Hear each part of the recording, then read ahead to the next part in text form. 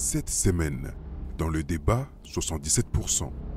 Tu te réveilles chaque jour et tu lis des messages virulents sur toi, ça fait très mal. Un homme, c'est là où il va. Maintenant, la femme va chercher à dire, à répondre. C'est votre meilleur ami qui se cache derrière un pseudonyme qui vous fait mal et vous ne savez pas.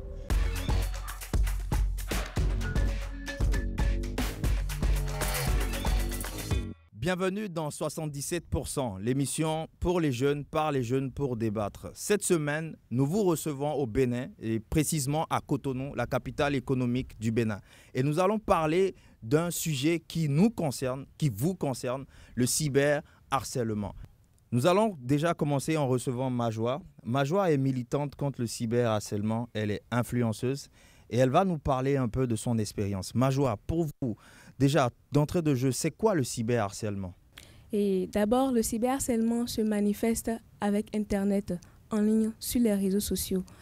Et la personne se réveille un beau matin et lorsqu'elle essaye de se connecter sur ses réseaux sociaux, elle voit plusieurs messages de personnes qu'elle connaît ou de personnes qu'elle ne connaît pas, qui l'insultent, qui se moquent d'elle, qui utilisent des émoticônes, des photos et des vidéos juste pour pouvoir se moquer d'elle, ou bien qui utilisent des informations intimes d'elle-même. Ça peut être son nom, ça peut être sa photo, ça peut être des messages qu'elle n'a montrés à personne, mais qu'elle vient voir sur les réseaux sociaux. Et tout ce qu'elle maîtrise ou bien qu'elle ne maîtrise pas rejoignent ces personnes pour pouvoir se moquer d'elle. D'accord, très bien, merci. Nous allons recevoir ici Ariane Adjoloron, qui est consultante en genre. Ariane, tout à l'heure, vous avez écouté les deux définitions que nous avons eues du cyberharcèlement. Généralement, pour vous, comment est-ce qu'à partir qu'une personne ait donné son opinion, on peut tout de suite déjà attaquer cette personne? Pour vous, comment est-ce que ce phénomène naît? Cette question est encore plus intéressante quand on sait que le harcèlement existait avant le cyberharcèlement. Donc le cyberharcèlement vient du harcèlement. Et c'est juste le lieu qui se déplace. Quand on est derrière son clavier, sur son smartphone, c'est très facile d'attaquer les gens. C'est très facile de vouloir déverser toute son émotion, sa colère, tout son désaccord sur la personne. Et c'est beaucoup plus facile pour les gens de devenir agressifs. Donc, très rapidement, il y a ces aspects-là. C'est d'abord l'humain qui n'aime pas ce que l'autre présente, ce que l'autre dit. Il n'est pas tolérant. Et c'est aussi le fait qu'on est caché, en fait, derrière un écran. On ne voit pas la personne, en fait. On ne sait pas qui c'est. On s'imagine qu'il est tout petit parce qu'on ne le voit pas. Et donc, du coup, on se permet de dire plein de choses. Peut-être que si c'était Foumi que je rencontrais dans la rue, je n'oserais pas lui parler mal. Mais derrière le téléphone, je ne sais pas que c'est un grand gars baraqué et tout. Et donc, j'y vais, quoi. On se permet de dire tout et n'importe quoi. Voilà. Et le problème, c'est que ça devient d'autant plus grave qu'on ne s'arrête pas tout de suite. Ça se répète. Et l'objectif, à la fin, c'est de déstabiliser l'autre. C'est que dans les échanges, on montre au public que ouais, c'est moi qui ai eu le dernier mot et j'ai tellement parlé, je lui ai tellement tapé dessus que il a fini par disparaître, je lui ai cloué le bec, etc. Donc, merci beaucoup, Ariane. Tout de suite, j'ai envie d'écouter Majoie. Majoie, parle-nous de ton expérience parce que tu es une influenceuse et tu as été plusieurs fois harcelée. Comment est-ce que cela a commencé? D'abord, j'avais été victime du harcèlement à mon adolescence.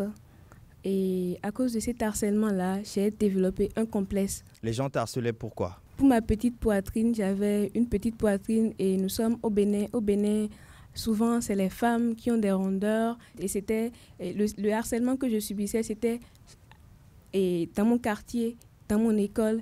Et puis même dans mon église, on me voyait, on me demandait mais pourquoi tes seins ne grossissent pas comme si c'est moi qui devais faire grossir mes seins. On me voit, me dit mais pourquoi cette fille-là, elle est une sorcière. Je peux passer devant les personnes, ils vont dire mais... On te dit que tu es une sorcière juste parce que tu n'as pas une forte poitrine. Tout de suite, on te prend pour une sorcière. Oui, ils vont me proposer des produits pour pouvoir grossir mes seins. C'est tout le temps. Donc, on te proposait des charlatans des produits miracles. Des produits miracles pour faire grossir les seins. Donc, je faisais tout le temps, je cachais mes seins pour pouvoir sortir.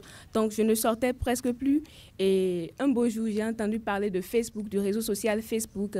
Allait devenir ton pire cauchemar, ton enfer. D'accord. Donc, c'est comme ça, en 2017, à cause de malentendus entre un ami et moi, l'ami connaissait mon complexe pour ma petite poitrine. Il a commencé par étaler ça sur les réseaux sociaux. Et en l'espace d'une semaine seulement, plus de 60 000 personnes se sont abonnées à mon profil personnel Facebook. Et ces personnes-là ne se sont pas abonnées pour pouvoir me soutenir, mais pour pouvoir m'insulter plus. Tu n'as pas besoin de rester sur Internet. Tu dois quitter Internet pour te marier. Tu es une vilaine personne. Tu ne possèdes même pas de seins. Qu'est-ce que tu fais sur les réseaux sociaux? Quitte Internet. Tu es comme Kate Moss, mais tu n'as rien du tout. Donc, Et tu recevais plusieurs commentaires Oui. Tous les jours, je me réveille et je recevais cela. Et c'est ça qui fait que le cyberharcèlement, c'est encore plus dangereux que le harcèlement. Tu te réveilles chaque jour et tu lis des messages virulents sur toi. Ça fait très mal. Donc, c'est comme ça. Un beau jour, j'ai décidé de porter plainte. Et j'en ai parlé à mon père parce que ça devenait de trop. Je voulais me suicider après plusieurs expériences. J'avais essayé de me suicider. Je m'automutilais. Si on essayait de mettre une caméra ici, on va voir un peu de traces d'automutilation sur mon corps parce que c'était une époque où je m'automutilais. Tu t'automutilais comment? Tu prenais un couteau pour essayer de te couper? Une larme ou un bic juste pour avoir mal. Parce que quand on t'insulte, pour juste oublier ce que tu es en train de subir, tu as juste envie de t'envoler. Et la seule façon de s'envoler, c'est se faire mal. Wow. C'est ça l'automutilation, c'est se faire mal. Donc quand je sentais la douleur sur moi, quand je sentais le sang jaillir sur moi, j'avais mal et je ne pensais plus à ce qu'on disait sur moi sur Internet. Mais je me suis réveillée un beau jour, j'ai dit que il faut que je pense à ma vie, je ne veux pas mourir. Je suis la seule fille de mes parents, il faut que je me bats. C'est là que je suis partie voir mon père, j'ai décidé de porter plainte. On va revenir sur cela. Ok, super. Un témoignage qui est quand même très très très touchant.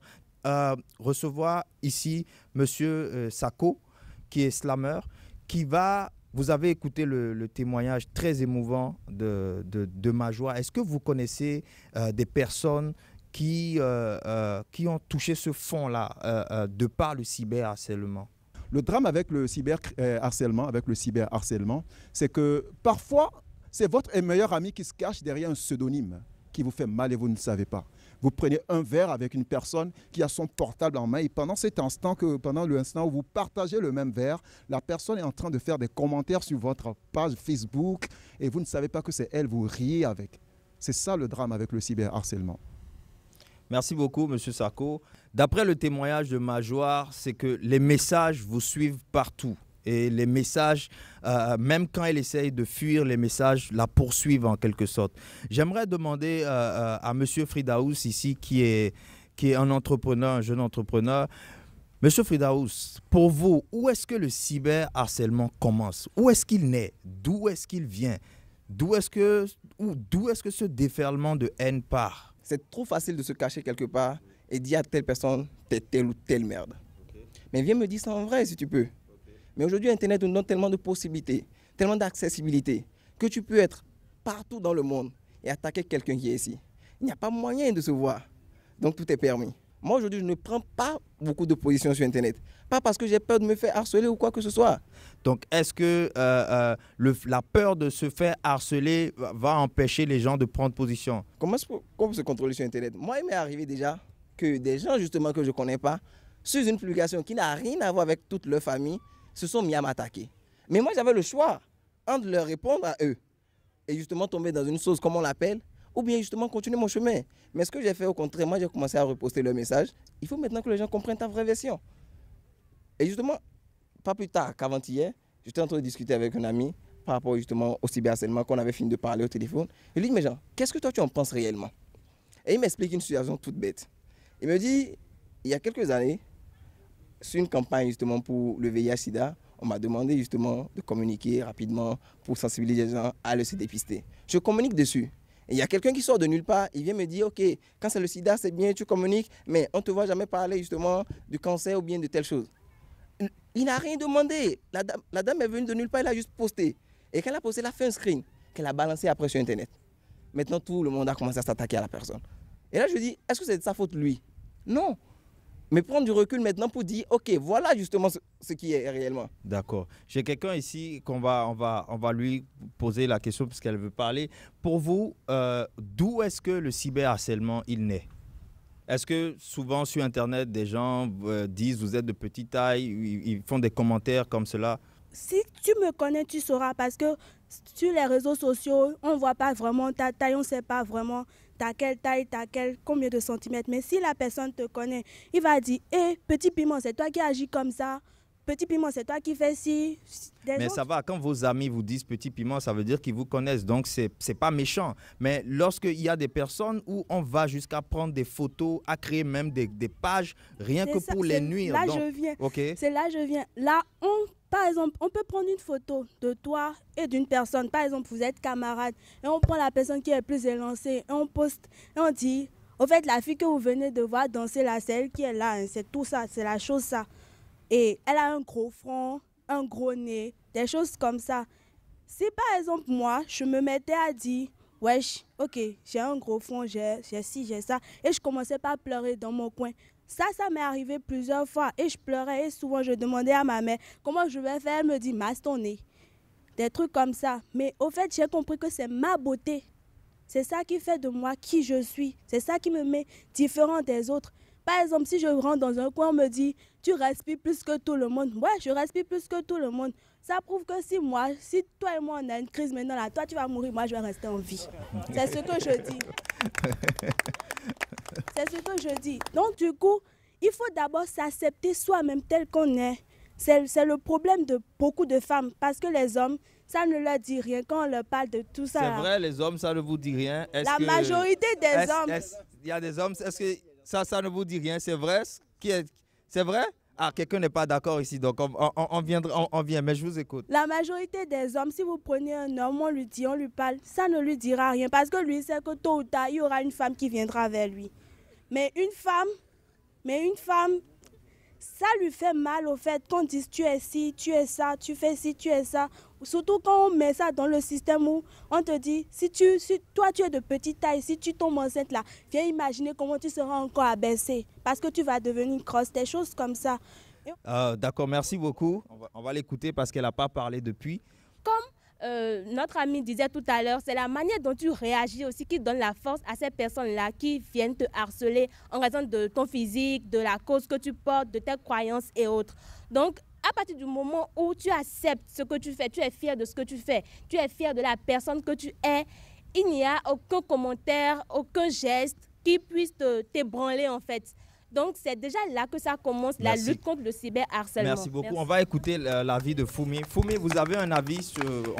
On vous écoute. Oui, j'applaudis Mariette et les deux précédents intervenants. Oui. Et oui, ce que moi j'aimerais souligner et qui est important pour moi, c'est qu'il ne faut pas, en fait, dire que la personne qui est victime de cyberharcèlement doit prendre sur elle, doit être lucide, se rendre compte que oui, elle ne correspond pas à la description qui est apportée dans les commentaires ou dans les propos qui sont sortis par la personne qui harcèle. C'est vrai, c'est bien, mais je pense que la solution ne peut pas être là.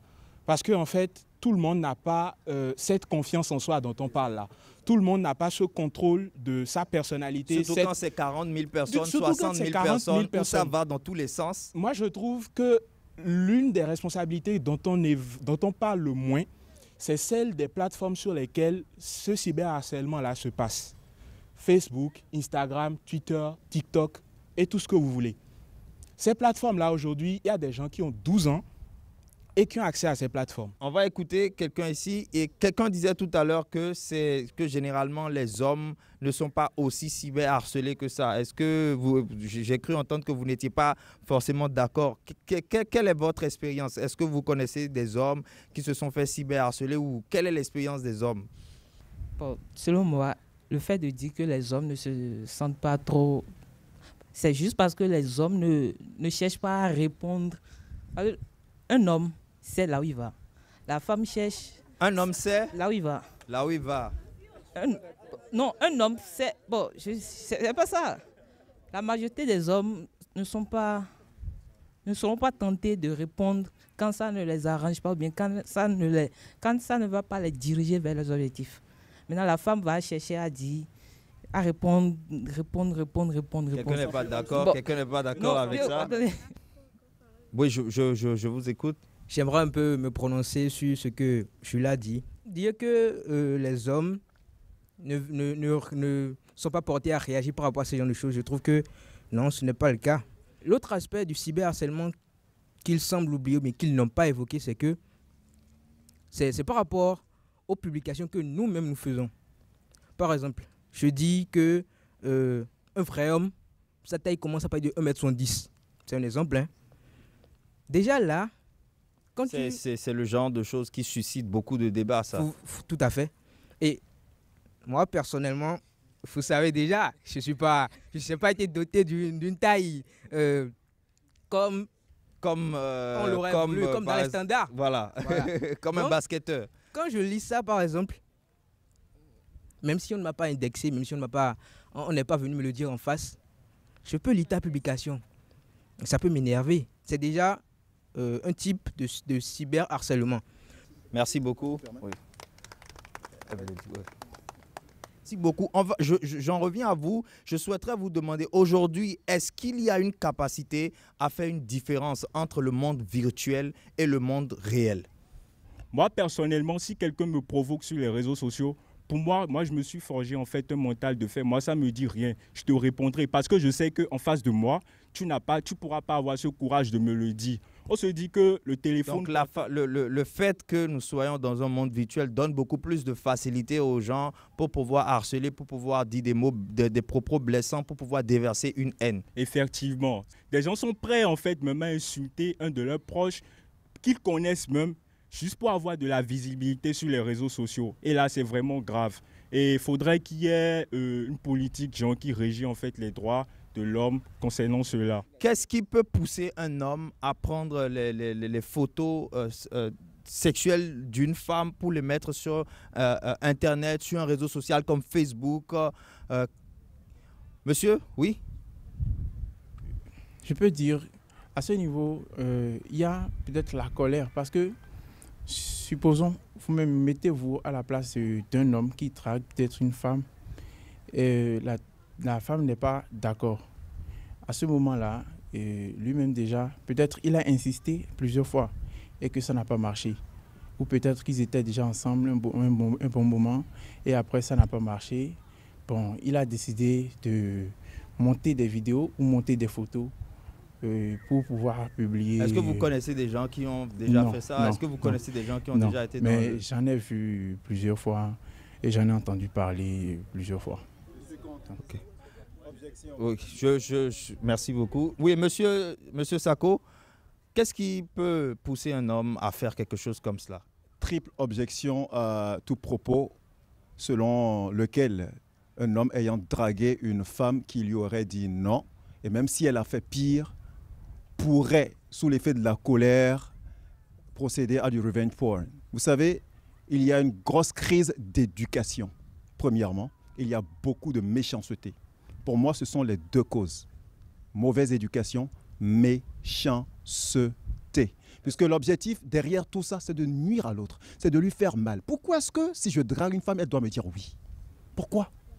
Est-ce qu'il y a des femmes ici qui peut nous dire juste parce un homme les a draguées, elles ont refusé et qui prennent des photos d'hommes nus pour pouvoir le mettre sur les réseaux sociaux?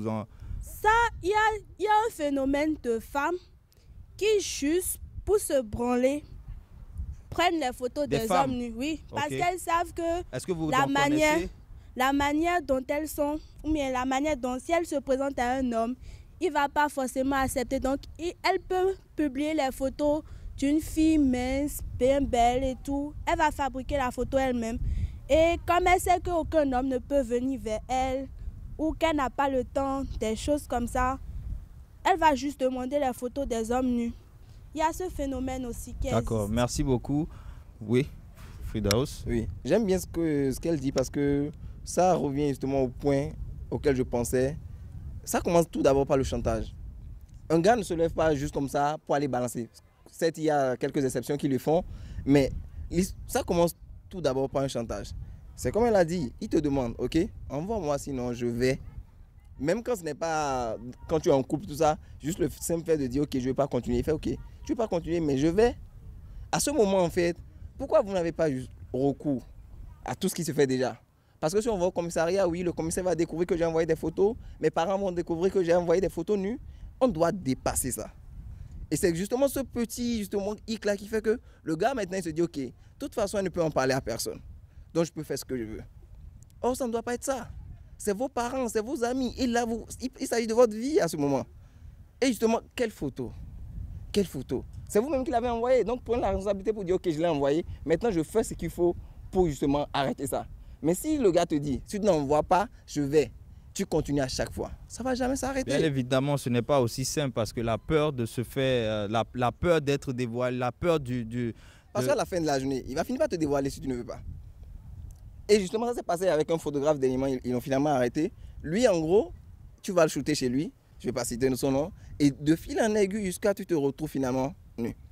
Et il te shoot, oui, c'est tranquille. Et après maintenant, les photos qui t'a shooté nu, c'est censé être pour toi, pour que tu t'admires, pour que tu t'apprécies dans la photo. Sauf qu'après, il dit, ok, j'ai les photos maintenant, hein, je veux bien les poster, on fait comment? Et à ce moment, je ne comprends pas que des gens ne peuvent pas dire à leurs parents, ok, j'ai fait telle chose à tel moment avec telle personne. Et voilà ce qui s'est dit. C'est tes parents. Mais est-ce que c'est pas mieux justement en fait de subir ça plutôt que d'aller jusqu'à Internet? Parce que celui qui est en train de le faire, lui, pour lui, on te fait mal. Mais toi aussi, tu te fais mal à la fin de la journée. Donc je pense vraiment qu'on doit prendre du recul quand ça nous arrive et avoir juste le courage de dire, là c'est chaud.